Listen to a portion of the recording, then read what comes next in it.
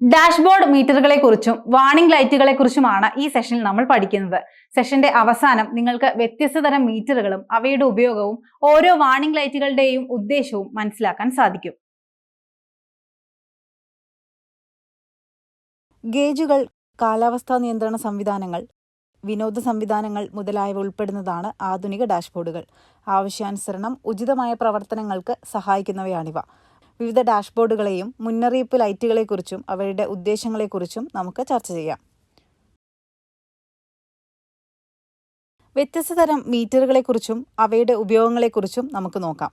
Cycle, motor vehicle, automobile തുടങ്ങിയ വാഹനം സഞ്ചരിക്കുന്ന ദൂരം സൂചിപ്പിക്കുന്ന ഉപകരണമാണ് ഓഡോമീറ്റർ. ഈ ഉപകരണം ഇലക്ട്രോണിക്, മെക്കാനിക്കൽ അല്ലെങ്കിൽ രണ്ടും കൂടി ചേർന്നതാകാം. ഓരോ റൈഡിന്റെയും ചെറിയ യാത്രയുടെ കാര്യത്തിൽ ഇതിനെ ട്രിപ്പ് മീറ്റർ എന്നും വിളിക്കുന്നു. ഓഡോമീറ്ററിൽ പറഞ്ഞിരിക്കുന്ന ദൂരം പൊതുവെ കിലോമീറ്ററിലാണ്. ഒരു വാഹനത്തിന്റെ തൽക്ഷണ വേഗത അളക്കുകയും പ്രദർശിപ്പിക്കുകയും ചെയ്യുന്ന ഒരു ഗേജാണ് സ്പീഡോമീറ്റർ അല്ലെങ്കിൽ സ്പീഡ് മീറ്റർ. ഡിസ്പ്ലേ കാണിക്കുന്ന യൂണിറ്റ് കിലോമീറ്റർ പെർ അവർ ആണ്. അനലോഗ് അല്ലെങ്കിൽ ഡിജിറ്റൽ മീറ്ററുകൾ ഇപ്പോൾ ലഭ്യമാണ്.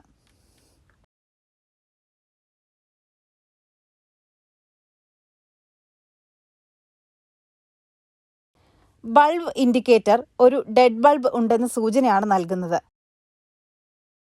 എല്ലാ കാറുകളിലും ഇത് നിർബന്ധമില്ലെങ്കിലും ഇത് സഹായകരമായൊരു മുന്നറിയിപ്പാണ്.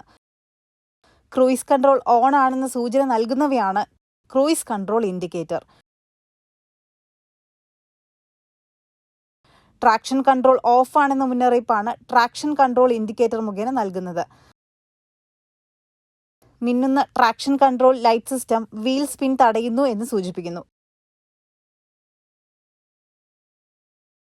ഇത്തരം സാഹചര്യങ്ങളിൽ ഗ്യാസ് അല്പനേരം ഓഫ് ചെയ്ത് വാഹനം പതുക്കെ ഓടിക്കുക.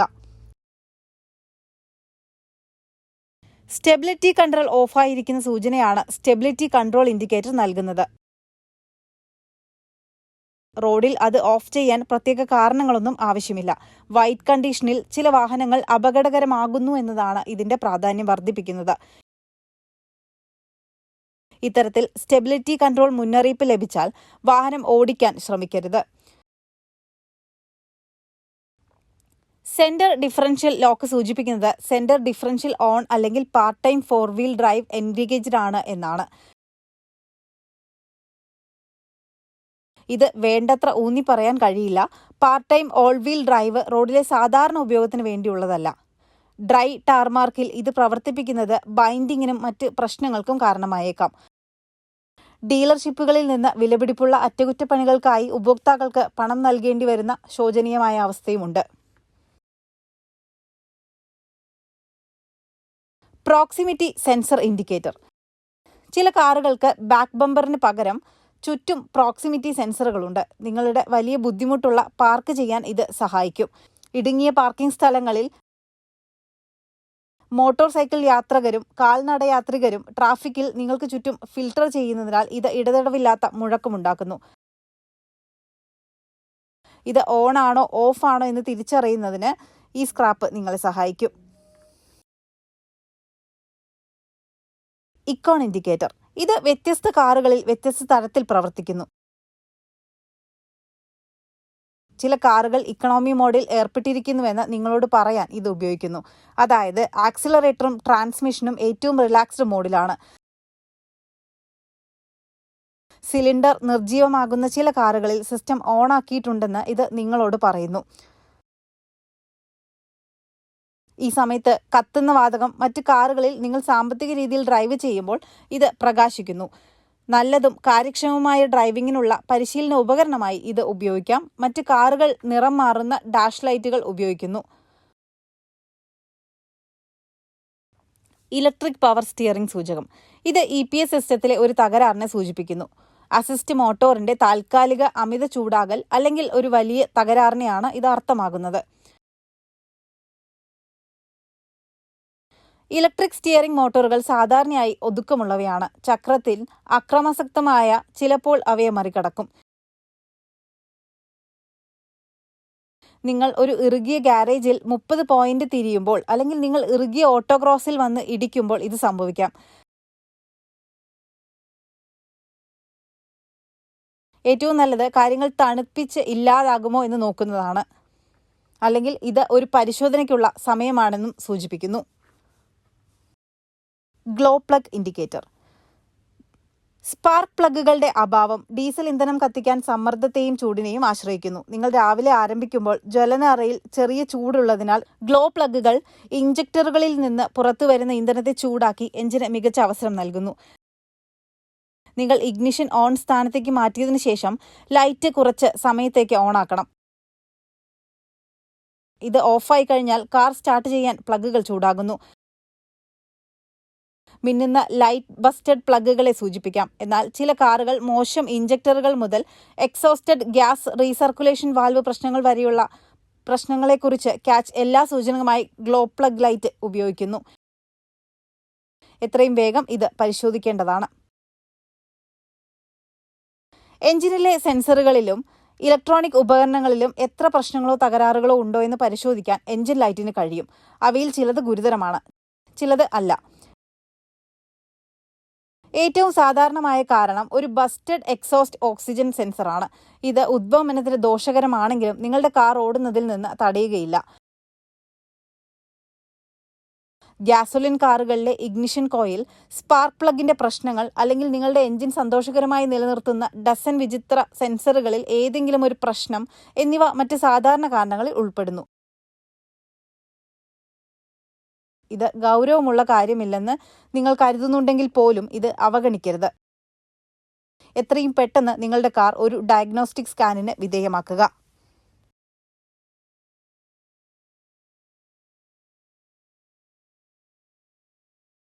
ഡ്രൈവർ സീറ്റ് ബെൽറ്റ് ധരിച്ചിട്ടില്ലെന്ന് സീറ്റ് ബെൽറ്റ് ഇൻഡിക്കേറ്റർ സൂചിപ്പിക്കുന്നു. പുതിയ വാഹനങ്ങളിൽ സീറ്റിലെ വെയിറ്റ് സെൻസറുകളാണ് ആരെങ്കിലും ഇരിക്കുന്നുണ്ടോ എന്ന് കാറിനോട് പറയുന്നത്.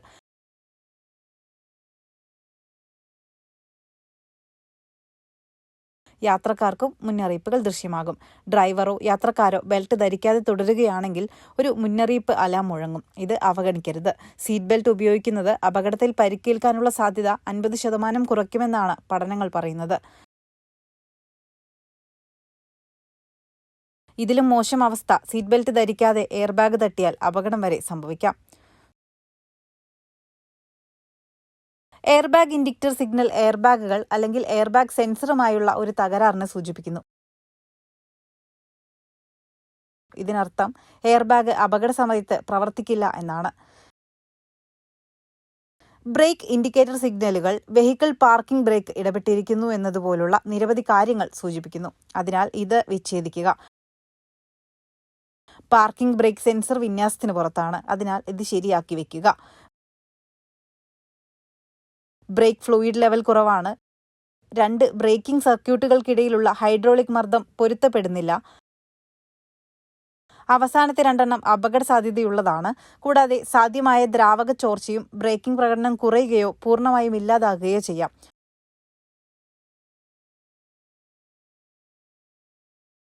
വെളിച്ചം അണയുന്നതുവരെ കാത്തിരിക്കരുത്. എല്ലാ ദിവസവും രാവിലെ നിങ്ങൾ പുറത്തു പോകുന്നതിന് മുമ്പ് ദ്രാവകം പരിശോധിക്കുക. കാരണം ചിലപ്പോൾ മുന്നറിയിപ്പ് ലൈറ്റ് വളരെ വൈകി പ്രകാശിക്കുന്നു. ചില പുതിയ കാറുകളിൽ ബ്രേക്ക് പാഡ് മുന്നറിയിപ്പ് ലൈറ്റുമുണ്ട്. അത് പാഡുകൾ മാറ്റി സ്ഥാപിക്കണമെങ്കിൽ അത് ഓഫ് ചെയ്യും.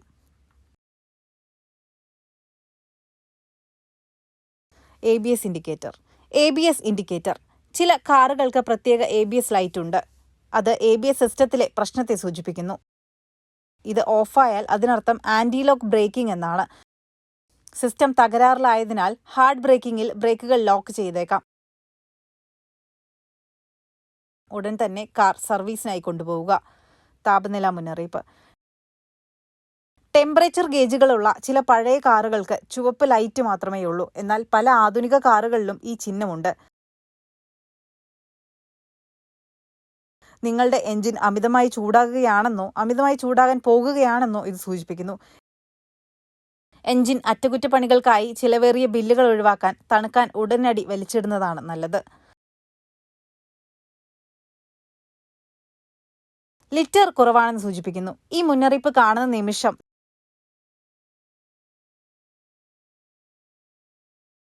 നിങ്ങൾ എണ്ണയിൽ നിന്ന് മുകളിലേക്ക് പോയാൽ ശാശ്വതമായ കേടുപാടുകൾ സംഭവിക്കും.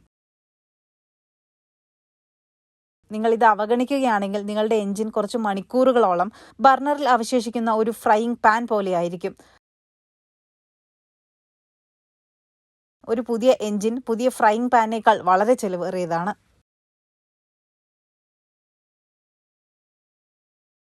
ഇലക്ട്രിക്കൽ സിസ്റ്റം മുന്നറിയിപ്പ്. ഇത് ഒരു ബാറ്ററി പോലെ കാണപ്പെടുന്നു. അതായത് ബാറ്ററി പ്രശ്നങ്ങൾ, അത് ആൾട്ടർനേറ്റർ പ്രശ്നങ്ങളെയും അർത്ഥമാക്കാം. അതിനാൽ പുതിയത് വാങ്ങുക. ബാറ്ററി മതിയാകണമെന്നില്ല. ഭാഗ്യവശാൽ നിങ്ങൾ ബാറ്ററി മാറ്റിസ്ഥാപിക്കാൻ പോകുമ്പോൾ പല കടകൾക്കും ആൾട്ടർനേറ്ററിന്റെ ചാർജിംഗ് ശേഷി പരിശോധിക്കാൻ കഴിയും.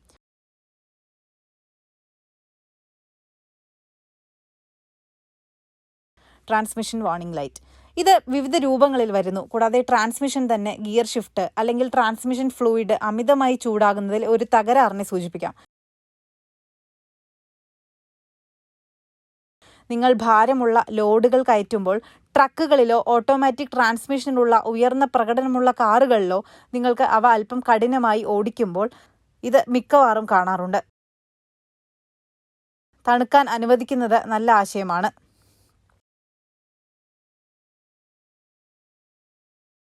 Tyre pressure monitoring system. ഇത് ഒന്നുകിൽ TPMSലെ പ്രശ്നത്തെ സൂചിപ്പിക്കുന്നു, അല്ലെങ്കിൽ നിങ്ങളുടെ ടയറുകളിലെ മർദ്ദം കുറയുന്നു എന്ന് സൂചിപ്പിക്കുന്നു.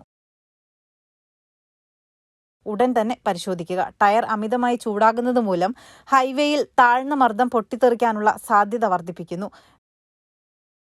വീതിയേറിയ ടയറുകൾ ഇടുങ്ങിയവയേക്കാൾ എളുപ്പത്തിൽ വെള്ളത്തിന് മുകളിലൂടെ തെന്നി മാറുന്നതിനാൽ മഴയിൽ ഹൈഡ്രോപ്ലാനിങ്ങിന്റെ അപകടത്തെക്കുറിച്ച് പറയേണ്ടതില്ലല്ലോ.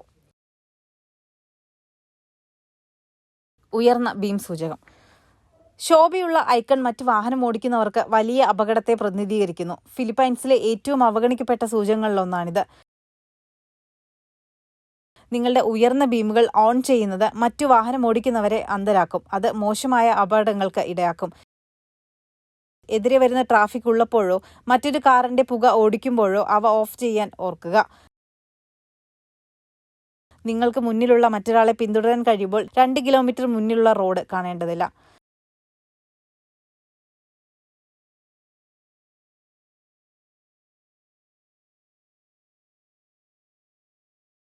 മെയിൻ സ്വിച്ചിൽ കീ ഇടുക.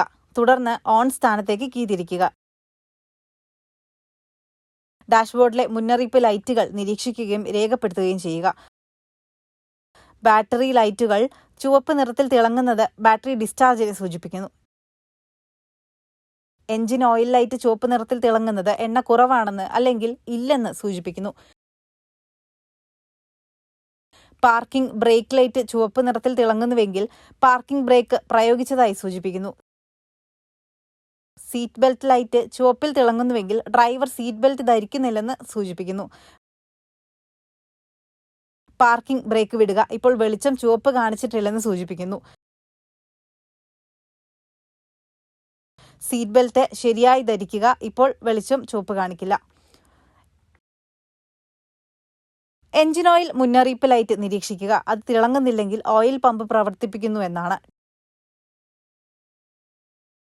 ടാക്കോമീറ്ററിന്റെ റീഡിംഗ് നിരീക്ഷിക്കുക. വാഹനം ഓടുമ്പോൾ ഓഡോമീറ്റർ നിരീക്ഷിക്കുക. ട്രിപ്പ് മീറ്റർ റീഡിംഗ് നിരീക്ഷിക്കുക. ഡാഷ്ബോർഡ്, മീറ്ററുകൾ, വാർണിംഗ് ലൈറ്റുകൾ എന്ന വിഷയത്തിലെ സെഷൻ ഇവിടെ അവസാനിക്കുകയാണ്. വ്യത്യസ്ത തരം മീറ്ററുകളും അവയുടെ ഉപയോഗങ്ങളും അറിയാനും ഓരോ വാർണിംഗ് ലൈറ്റുകളുടെയും ഉദ്ദേശം മനസ്സിലാക്കാനും സാധിച്ചുവെന്ന് കരുതുന്നു.